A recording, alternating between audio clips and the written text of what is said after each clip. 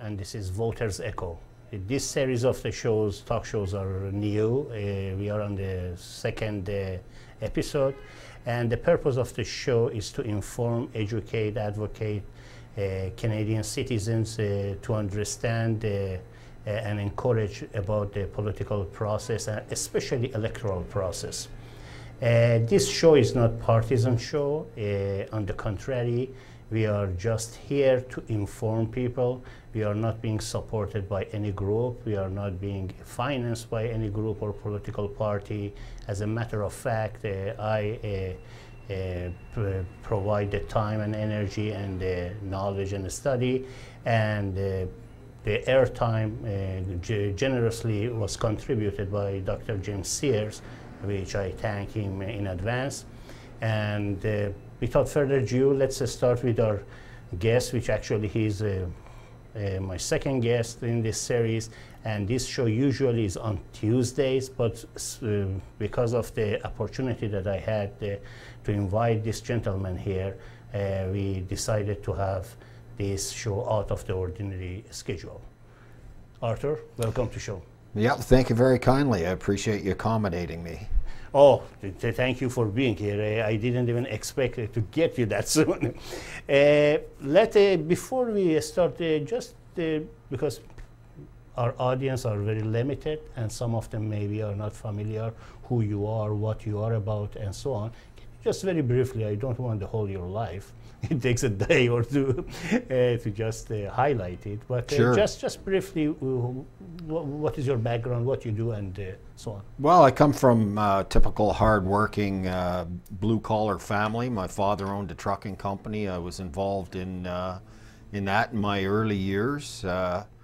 In the early 80s, I took up the study of anthropology, and from that I progressed into procuring some post-secondary education, and I topped that up with a certificate in dispute resolution, and I also have a passion for the law, and managed to obtain a legal assistant diploma. So I felt I had unique education. So if we need a legal issue, we can talk to you then.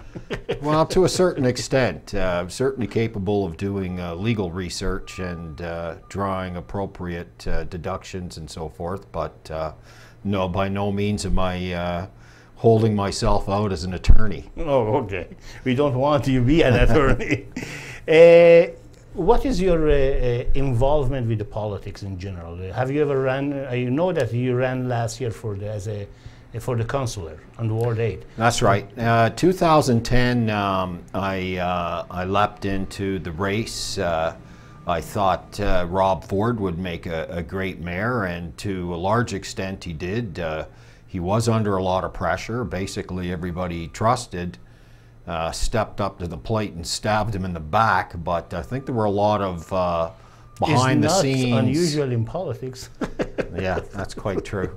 You certainly have to pull on your big boy pants when you get into politics, that's for sure. So there was a lot of institutions and economics behind the scene working against So in Rob 2010, actually, you were a candidate? Ran for council up in Ward 8, the Jane and Finch area.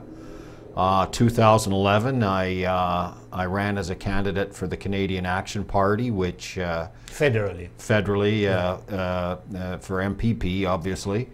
And which riding was that? York West. Okay, same basic area. And I thought CAP was very unique in that they were advocating for economic reform, monetary and economic reform. One of the major issues we were pushing and trying to enlighten the various communities on was the full utilization of the Bank of Canada. That has sort of come to fruition recently in that Comer stepped up to the plate and paid Canadian constitutional law expert Rocco Galati to take the Bank of Canada to court, the Attorney General, and try and reaffirm the appropriate use of the Bank of Canada, which is to give low interest rate loans to the provincial governments, which in turn would give them to the municipal federal government. Yeah, as well, yeah. and federal governments. Of course, through the 30s, 40s, 50s onwards, right up to the baby boom in the 50s and 60s, this allowed Canada to be very economically well off. We built most of our infrastructures, our universities, of course the St. Lawrence Seaway. A lot of people forget that it was actually Canada that started the St. Lawrence Seaway. The Americans didn't have all that much to do with it until near the end. And of course the CN Railway, the transnational, Trans-Pacific Highway was put in, Trans-Canada Highway rather, and you know, all kinds of great infrastructure programs. Healthcare. Yeah. We wouldn't have healthcare today if it wasn't for if it was not for that. And in 2014, of course, you ran municipally again. I ran municipally in Ward 8. And how was it? Well, we know Ward 8's a tough go. Of course. Anthony Perutz is very well established there. The ward generally tends to lean towards the left paradigm of politics. And I managed to get 10% of the vote this time. That's great. That is great. So I moved up from about 2% to 10%. That is great. And we're hoping to get better numbers, good numbers for an independent in the upcoming federal election. So are you planning to run in the federal? I am, yeah. Okay, that's great. Now that you're planning to run for the federal election, is a good segue about the issues that federally right now is on left and right on the paper, specifically Bill C-51, which a couple of days ago passed its approval by the Senate. Where do you stand on that? Well, C-51 is a very deep topic, and I think for most people it isn't. And that's a problem, because under the auspices of anti-terrorism legislation, we've essentially been sold down the river because a number of our freedoms and rights have been circumvented. And it was basically not necessary. We didn't need to lose judicial oversight to get good protection from terrorists. A number of bills, about 3 to 5 bills, especially after 9/11. Part of Bill 51 were strengthened, and a good job was done on them. But the 45 experts, government experts, I might add, that testified before the Parliament, the House of Commons, basically very little of the recommendations, or basically none of the recommendations, were integrated into Bill C-51 by the Harper Conservatives. Moreover, I think it's safe to say that basically every single member of the Commons was advocating for better anti-terrorism legislation. Except liberals. Well, the liberals were. It's just that there's not as much they let it go by, thinking that they can change it later, which may or may not ever happen. In my view, coming from a dispute resolution background, there's a huge cost of lost opportunity here, because the bill could have been fine-tuned and been executed in everybody's best interest. There's virtually, as I said, there's virtually no reason to lose judicial oversight to protect us from terrorists. None. And this was basically incorporated into Bill C-51 under the auspices, under the great mantra of anti-terrorism legislation. And I think this is where 98% of Canadians don't get it. So we've lost a lot of our rights. Well, people go, well, it's about terrorists. It's not about terrorists. It's about anybody that stands up to government and criticizes them for their handling of terrorism. And one of the most serious things we have in the global economy today, in fact, is state terrorism. Overly oppressive taxation, the unfair sell-off of government assets, public asset actually. Public assets. Yeah. And CSIS has been given a free ride in that they can get warrants and arrest people and hold them without trial. Let me ask you something. From perspective, you are not in the government, of course, and you can't really answer the question based on the facts and figures. However, based on your experience, your intuition, your knowledge, your study, your readings, what do they want to accomplish? Well, I think that 98% of Canadians don't understand that there is a hidden agenda. And over the last few decades, we've had an exponential increase in the influence of global institutions, and referred to by political economists as the international criminal cartel or the Rothschild franchises. The main institutions of power and influence that I'm talking about are the World Bank, the Bank of International Settlements, the IMF, the World Trade Organization, the World Health Organization, NATO, the UN, and of course the International Criminal Court in The Hague, which operates in the interest of these institutions. So, and this is an issue with the Bank of Canada case, Comer versus the Bank of Canada case as well, because what we expect is happening is these secret meetings in the Bank of International Settlements with the Bank of International Settlements, which our Bank of Canada governor attends, as well as our Minister of Finance. These meetings are held in secret, and I think it's a very well educated guess to understand that they're controlling, influence, and manipulating the world economy, of course, Canada's economy as well. And where the problem lies is our sovereignty is being undermined by these institutions of power and influence. That's a very significant problem. The issue of the sovereignty has been on the table, especially in the last 20-25 years, and even you mentioned CAP, and it was one of their main platforms to have or keep the sovereignty of Canada intact. However, as you said, about last 10-15 years, based on the selling of the natural resources to foreign countries, such as oil to China or the water resources to United States. And this matter is not just federal, provincially. We see like a sale of Hydro One that they are talking about right now, or sale of other infrastructure, as well as even in the level of the municipality. 407 was another one that again was provincial. These people supposed to be elected by people. I mean, these people, I mean, are politicians or government bodies. And when they get elected, although they are not getting elected by the high volume of the votes, however, they are responsible. They have fiduciary responsibility toward the people who voted them in. How can they get away with it? Well, theoretically, they have a fiduciary responsibility to their constituents. The superordinate fiduciary duty they have is not to their constituents, but to the Queen, the monarchy, the crown. That is also undermined.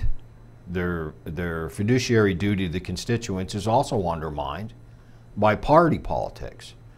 And some municipalities more than others, and Toronto is a good example, are also influenced by party politics, although technically name of the party in the ballot. Yeah. Technically, there are laws against party politics and municipal politics. That's quite true.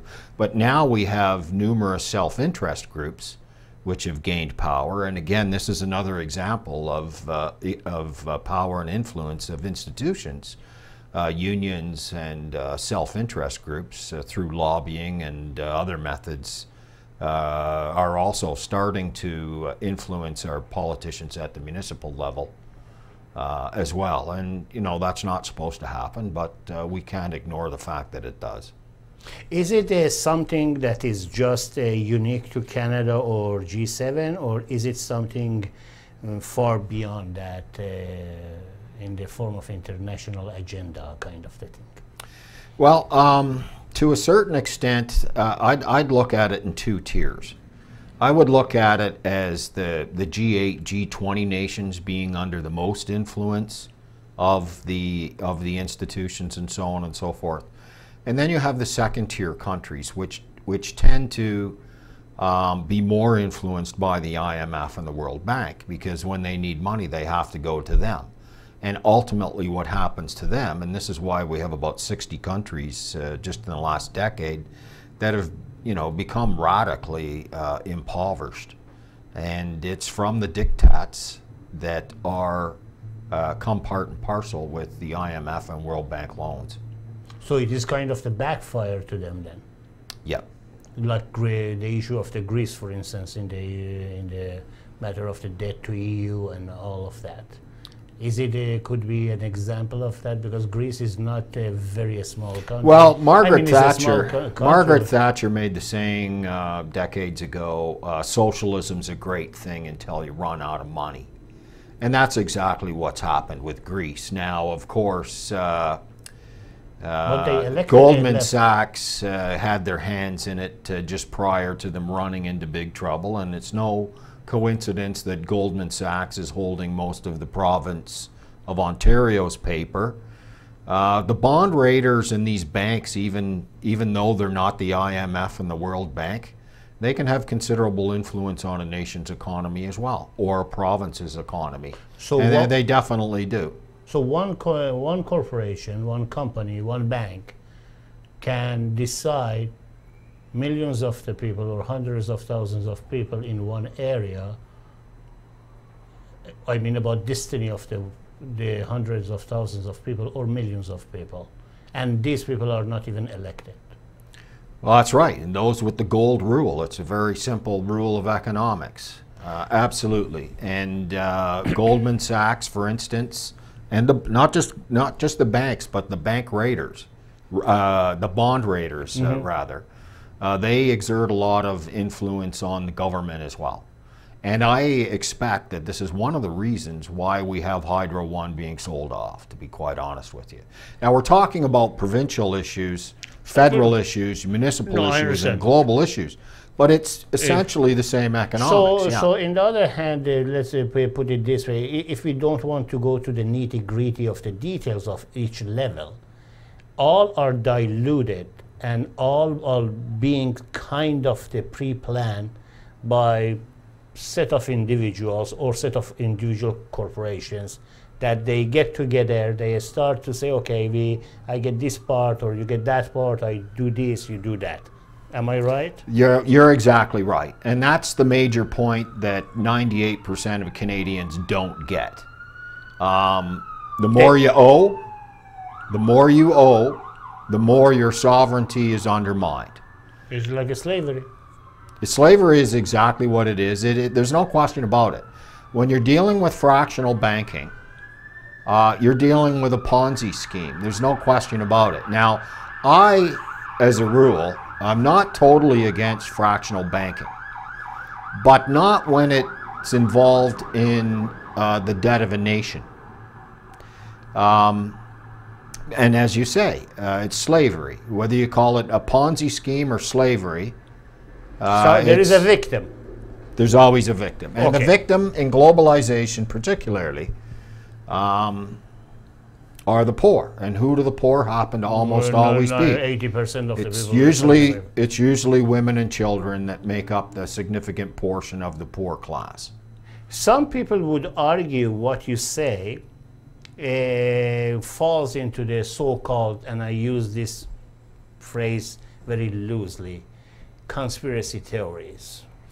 Well, I personally, before I ask you if you agree with that, I personally believe the only conspiracy is usually in the hand of the governments, and I'm talking about every government. And there is and my reasoning is because they have facilities, they have infrastructure to come with that kind of the action. Now, what do you think? Is it really conspiracy theories? How you separate this diluted? Well, there's at least three things that you know, I'd like to bring forward with respect to conspiracy theories. One is the idea that there's always somebody out there calling somebody a conspiracy theorist who wants to oppress them for a reason. Why? Because they're usually protecting their own interests. So there is something they are hiding, or they want to protect. In some instances. The other idea is that the DELPHI technique, which was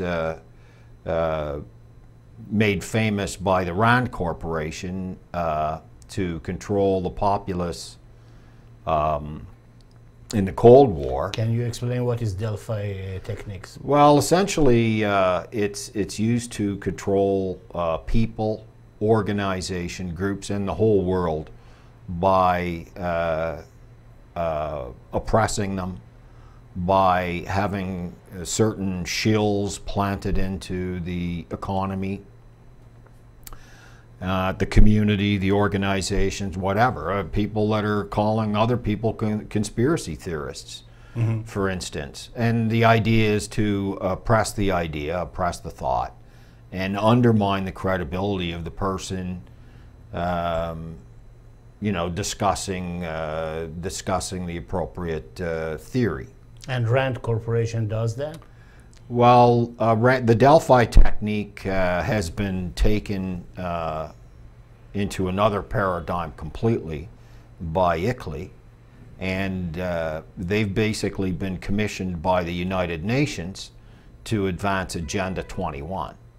So it's a far higher degree of science now than when the RAND Corporation first developed it. So it's far more sophisticated, it's far more organized, and it's far more subtle and systemic than we know. So this Agenda 21, what is it?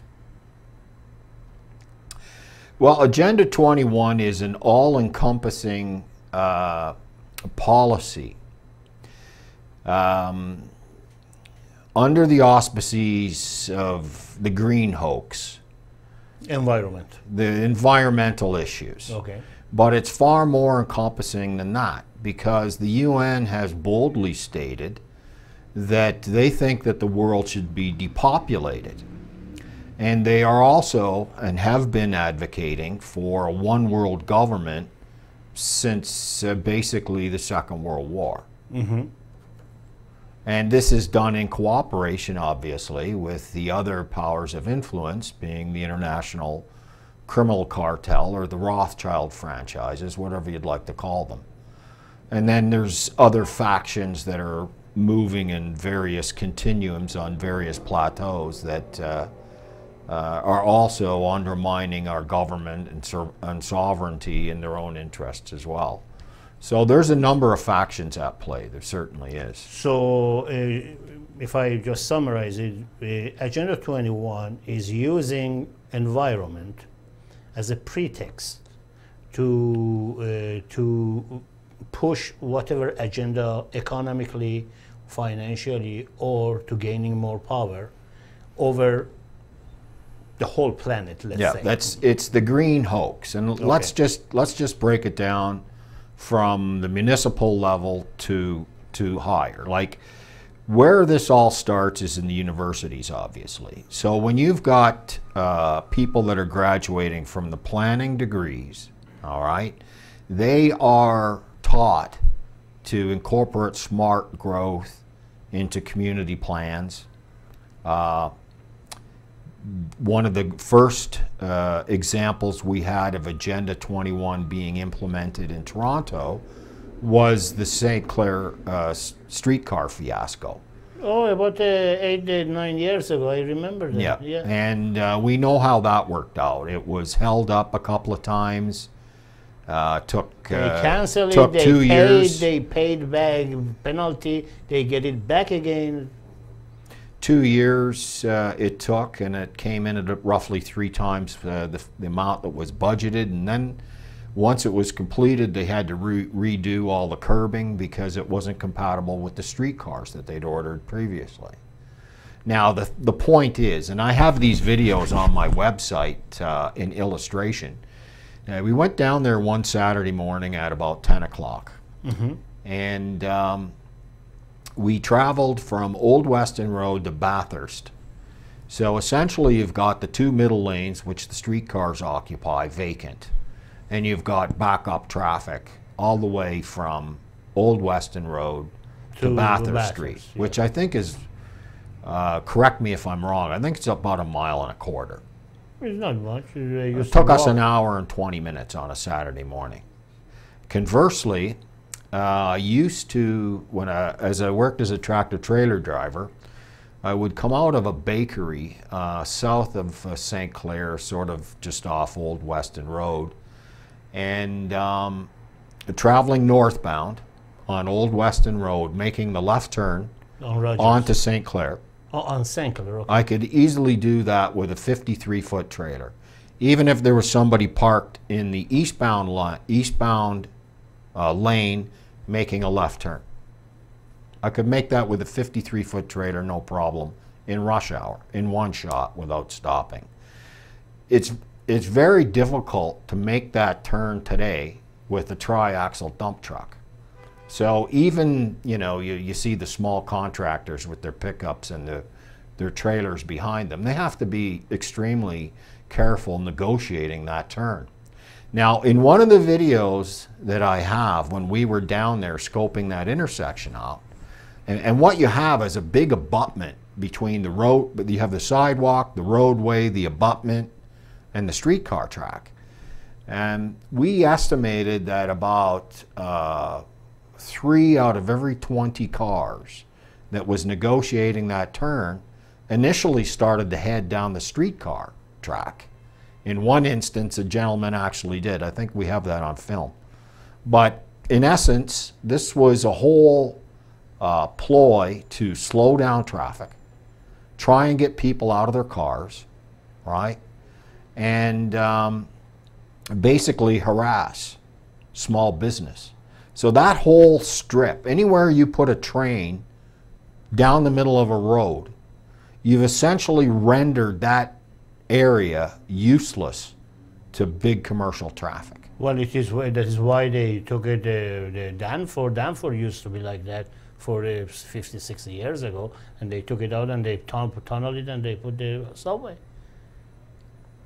But well, it's very disruptive. Now, where the additional hoax is that these methods don't move people any faster than a bus anyways, even in rush hour traffic. And how do you connect a sample like St. Clair streetcars to the part of the environmental agenda, and then eventually to? Well, it's all about so-called smart growth. All right, now let's remember something here. The city always needs more money to run, okay? So in sort of a macroeconomic sense, what they want to see is redevelopment. So you redevelop the properties.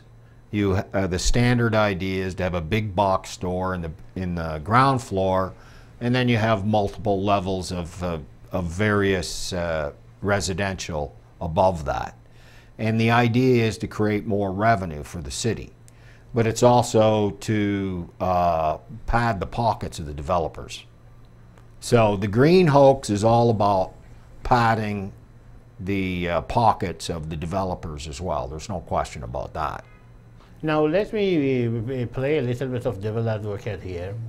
You said earlier that UN publicly, and I saw that lady from UN, by the way, a while back, talking about depopulation and all of that. Would it be contradictory if you want to increase your profit and more money from the public with the depopulation of the planet in general? I mean, if they need more money, they need more people. If they need more people, they want congested area, as you described right now in the St. Clair and any urban area. If they depopulate, where do they want to get the money from then?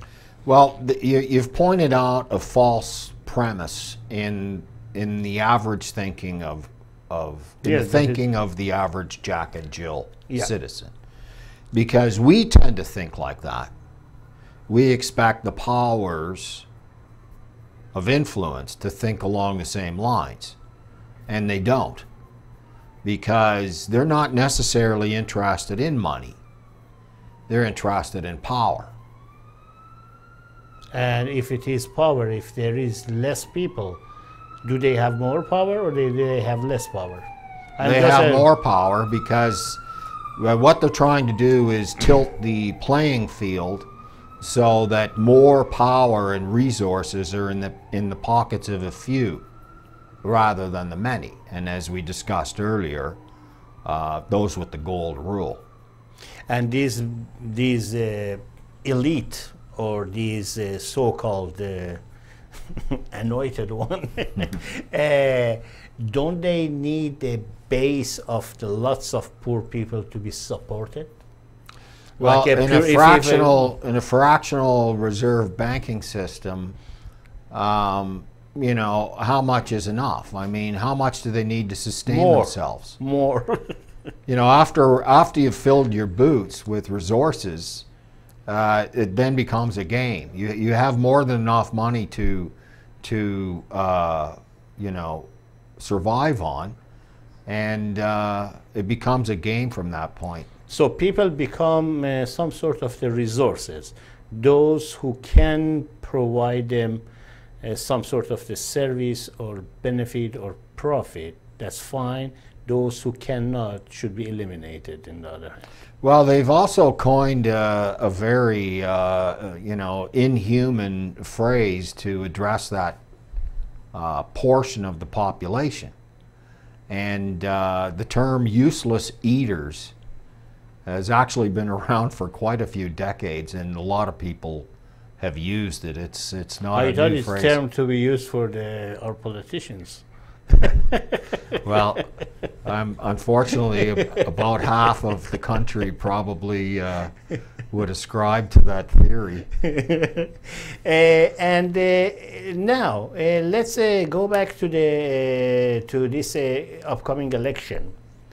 Now, first of all, I want to ask you, because based on the previous conversation I had with you, on the air and off the air, of course, you are more like kind of the conservative guy. I mean, you are not, obviously, you're not from the left or liberal and so on.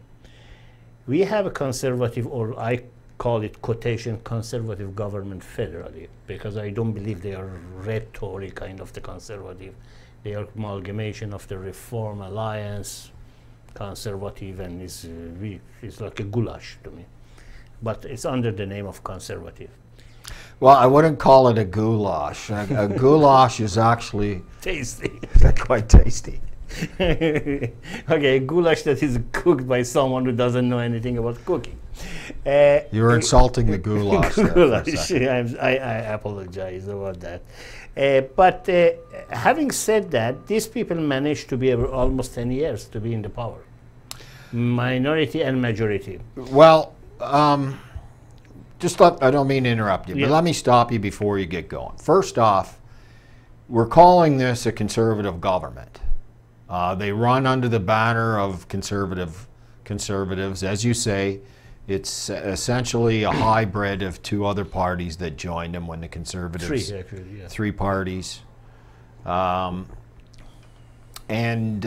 what we have in Canada now, and this is we've woke up, and when we were sleeping, what's manifested is what's called communitarianism, which is Agenda 21.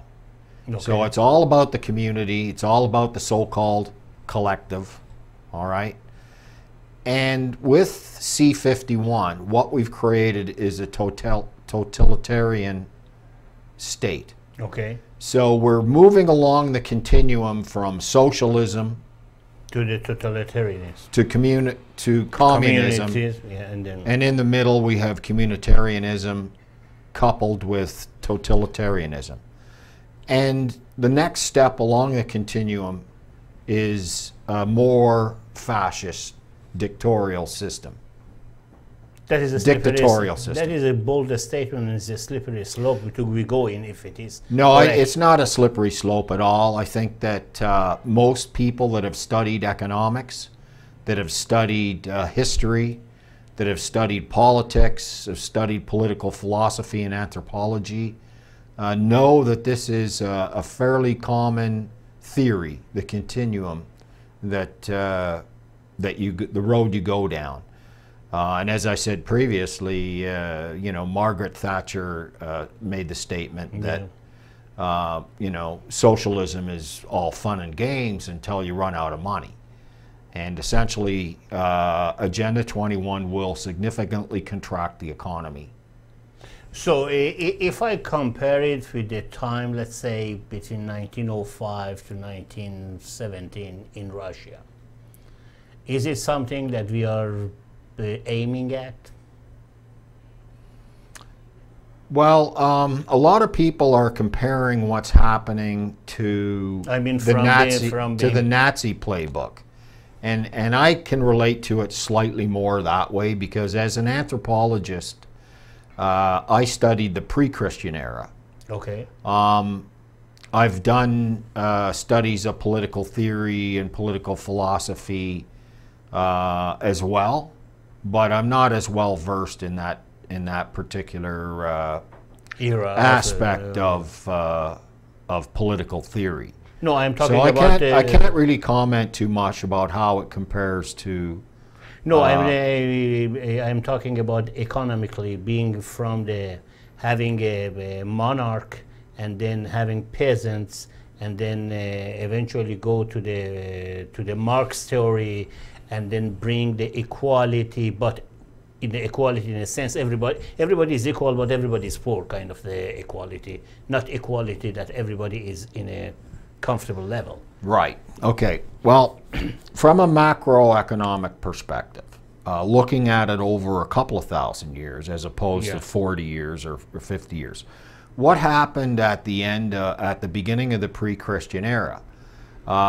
Most of the tribes of Europe, Vikings, Scythians, and Kurgans notwithstanding, the common religion and economy and political power was very Celtic. So you had clan chieftains and so forth. But the societies were actually highly evolved.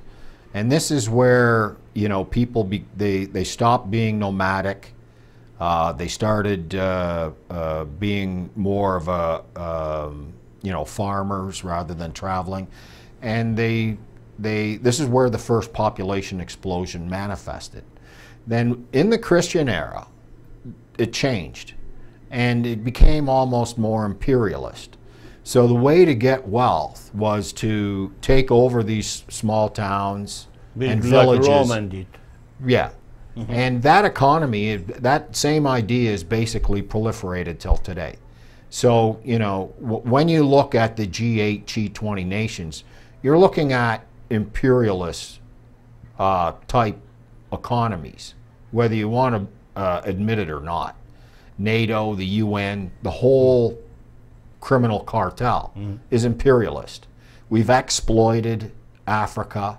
We've exploited another 60 countries with the IMF and the World Bank and the whole machinations of the international criminal cartel. Exactly. Yes.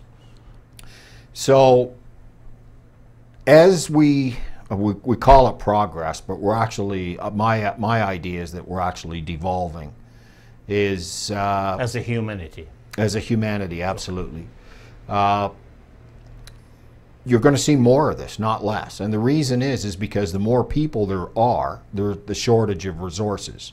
Shortage of resources causes conflict. It's a very simple equation. Of course. and Canada will have to protect itself. So we're going to be spending more money on our military. The G8, the G20 countries are going to be spending more money on military, and there'll be a constant conflict for resources. And we see this now in Canada's Arctic, which is becoming militarized. And a great example is the South China Sea, where China basically has no business. They've made claims.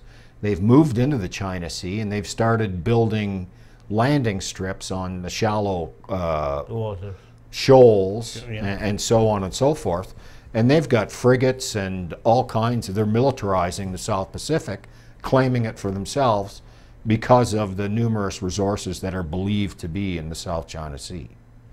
So these are just Russia in the Arctic and the South China Sea.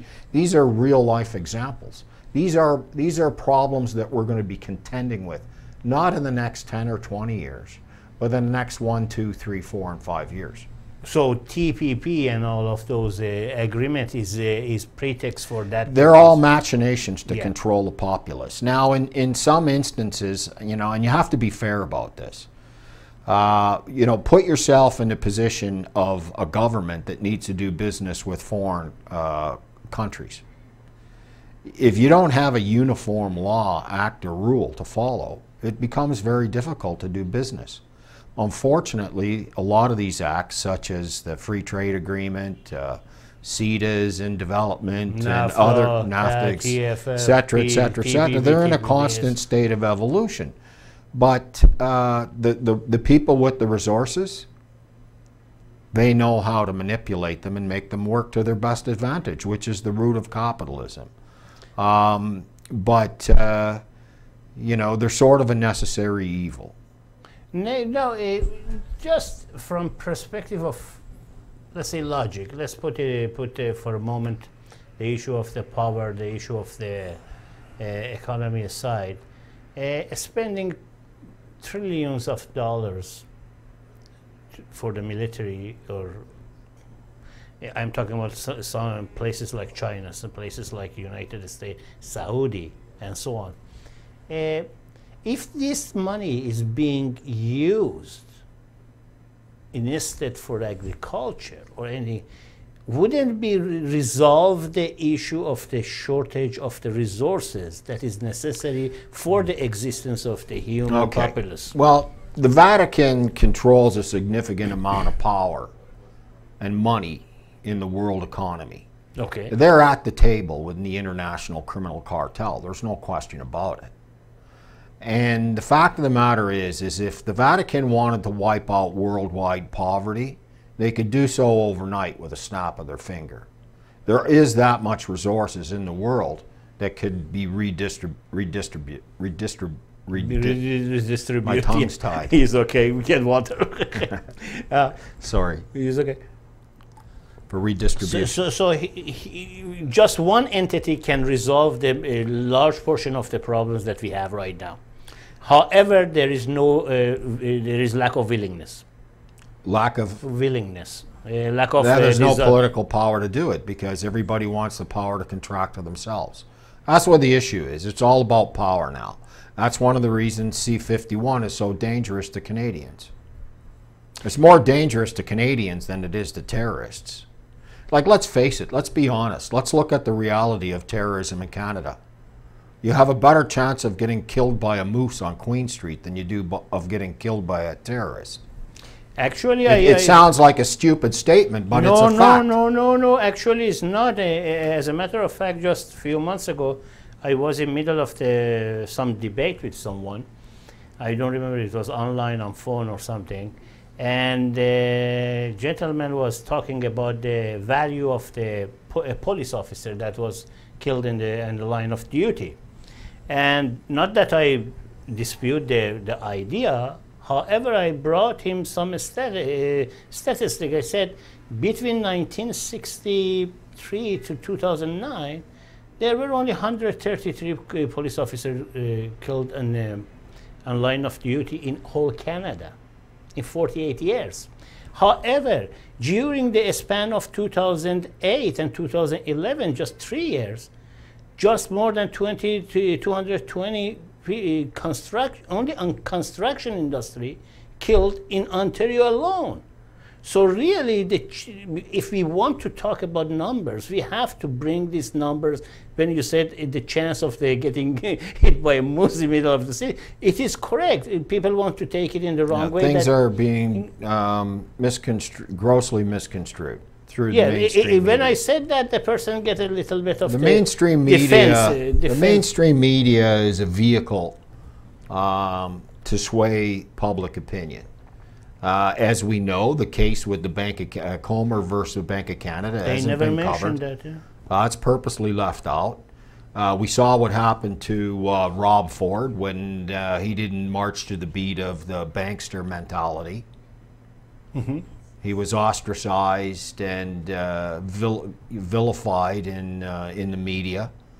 And the media does control, to a large degree, what we think. And we only need to look at Bernays to see that they were aware of the fact they could control the population to a large degree when they made it. Edward Bernays? When they made when he worked in the tobacco industry. Yes. He was on making it pop, making it. He was brother or nephew of the let's say Freud. Freud, yeah. Yeah. Mm. Yeah, he So, started, yeah. You know, we know that the human populace can be manipulated through the media. Now, one of the reasons Canadians were so agreeable, in my idea, in my opinion, to accepting C-51 at any cost was that we were getting images of, you know, ISIS cutting people's heads off and setting people on fire and so on and so forth. But, you know, let's face it, ISIS was manufactured and invented. Terrorism was invented with groups that were involved with the CIA. Most people think it started with Osama bin Laden in Afghanistan. But the CIA was involved in destabilizing governments in many other areas previous to that. 70 years. The Contra incident in Nicaragua, Laos, many more. Vietnam, Nicaragua, Iraq. And this is all an industry. Yeah. And this is all an industry. Now, the funny thing about this, very ironically, is that these machinations of influence and power that we've been speaking about, the international criminal cartel, every time there's conflict, what happens? The power balance changes in the favor. And they can push a certain agenda Exactly. in a direction they want. So we know that you know, terrorism has been invented and manufactured. We know, I know from having a conversation with an MP several years ago, and I have a witness to this. He told me that we knew that there were multiple factions destabilizing Syria. He knew that various governments were providing these mercenaries with money and weapons. And frankly, other countries got involved in this. It's assumed that Israel and the Saudis were involved, as well as Turkey and other nations.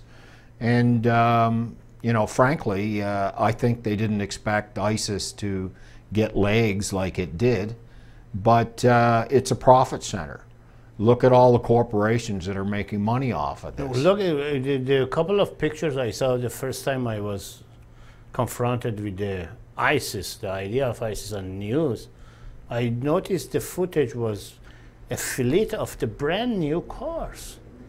Where do they get in the middle of the desert? They must buy it from someone. Well, it's estimated. It's estimated that they have at least $3 billion in the bank now. They're well funded. So their equipment is as good as anybody else's. Yeah, of course. Where did they get it? Somebody made money off of all that. Where they stuff. keep the money? How they make the deal? Okay, well, the money came from the IMF and the World Bank, because when it's all said and done, typical of any conflict, they add up the amount of money that was expended, and once the piece is there, they give them the bill for it, and they start asking for their payments. That's the way it's worked through the Second World War onward. Even the Vatican was funding the Nazis in the Second World War. The Bush family and the Ford family even back then was giving money to the Nazis. So, you know, there's money in conflict, and from conflict, it's a no-lose situation for many of the people, such as the IMF and the World Bank, that put money into these conflicts. Quite often, they're on either side of the conflict, funding them. The ironic thing is governments like government of United States or government of Canada, of course, or all of these G7, G8, that they have infrastructure of the very powerful surveillance communities or policing instrument, and they can pinpoint a person who sent money for a small faction in villages in Pakistan. They can figure that out. But an issue as big as they claim, like ISIL, they cannot go and freeze their bank account. I mean, well, they could freeze. Isn't that ironic? They cannot cut their artery of the supplies or artery of the finance, instead of the they didn't have any problem stopping Iran with economic sanctions, did they? No, they didn't. And numerous other instances as well. Yeah. So how does ISIS get away with this? Who Who is accommodating the banking? That is a... Well, we know that 95% of the banking, the global banking is somehow influenced and manipulated or controlled by the Rothschild banking cartel. So whether they're friends or cousins or whoever they are, they all sit at the same table. Of course, they must. It brings me of the before First World War era that every monarch in the Europe were cousins of each other. And how did the Bank of International Settlements proliferate in the first place? Essentially, it was set up to accommodate the banking for the Nazis in Switzerland, as well as other nations. Well, now we are close to the end of the program. First of all, I can get enough of some of my guests. I can't get enough of them. You are one of them. From perspective of because you started your statement earlier in the beginning of the show that most Canadians don't get it. How can we know all of these problems are there? How can we help? How can they get involved? What is your suggestion? Okay, well, it's actually quite simple. And this would have been a dinner time topic back in the 40s and 50s and 60s. And then it became politically incorrect to discuss politics at the dinner table or with neighbors and family and so on and so forth. But it's every Canadian's duty to assert democracy. And you assert democracy by being an educated consumer and not sitting back and not participating in democracy. If you don't participate in democracy, it's taken away from you. And that's what's happening today. When you don't vote, you hold back your vote, you think you're protesting. That's the last thing you should be doing, because that sends a message to government, as half the people don't care who's elected. It doesn't matter what you do. Well, you can't, to a certain extent, you can't blame the average Jack and Jill citizen for being discouraged with politics. But governments are a non-efficient bureaucracy. And in order for them to make them efficient, they need to be small. Unfortunately, when there's swings to the left, the governments become bigger, and you know, they tend to stay in power because the people that are working in the unions, that are in union government jobs, continue to vote for them, and their union dues go toward supporting them. So this is another machination of influence and power that works against the interest of the average Jack and Jill citizen in the long game. So if average Canadian families start to just open the dialogue among themselves, that is a good beginning.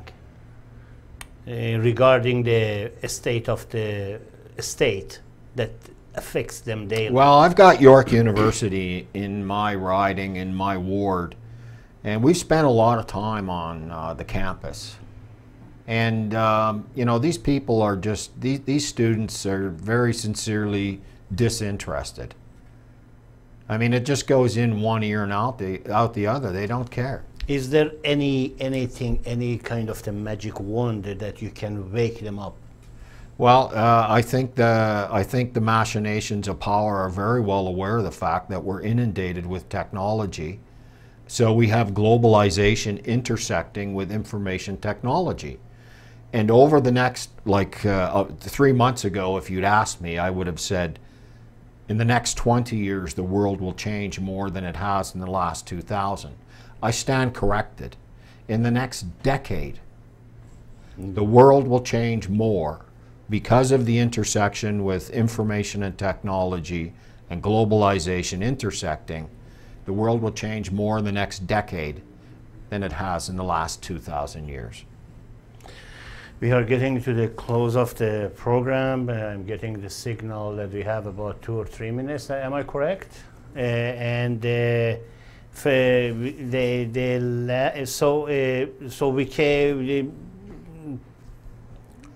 So to speak, it is the last nail in the coffin, then, all right? Well, I never underestimate the resolve of humanity. No, I am not. What I'm saying is, if I go back to studying, you know, my studies of anthropology, the human species has survived through all kinds of trials and tribulations. There's no questions about it. And there is possible that there could be a paradigm shift where Jack and Jane Citizen wake up and say, you know, we won't have it anymore. Well, it's happened in history many, many other times. And unfortunately, with a big price to pay, of course. I think the biggest mistake, one of the largest false premise arguments that Jack and Jill Citizen have today is thinking that they have to vote for a party. They have to vote for a candidate in one of the top 3 parties, or they're wasting their vote. I don't think nothing could be further than the truth. Every vote counts. When you've got a good local community person working in your community, vote for them, because the more votes you give them, the more influence they will have in their community on many, many issues. I couldn't close the program even better than this with your last words. Thank you for being here. Well, thank you for having me. It's always a pleasure to speak to you, and very much appreciate being on your show. Thank you very much. It's not the last time, by the way. I am going to get a rain check for future shows. Ladies and gentlemen, you heard it all here at Voters Echo. I hope it was as educational for you as it was for me. Please remember to exercise your rights. Vote, as Arthur said, not necessarily for the 3 big parties, but for someone who represents you properly. Volunteer, help a candidate, and even better, become a candidate yourselves. If you want to find out about our shows, about me, about the next program, please tune in at www.votersecho.com. Thank you and good night.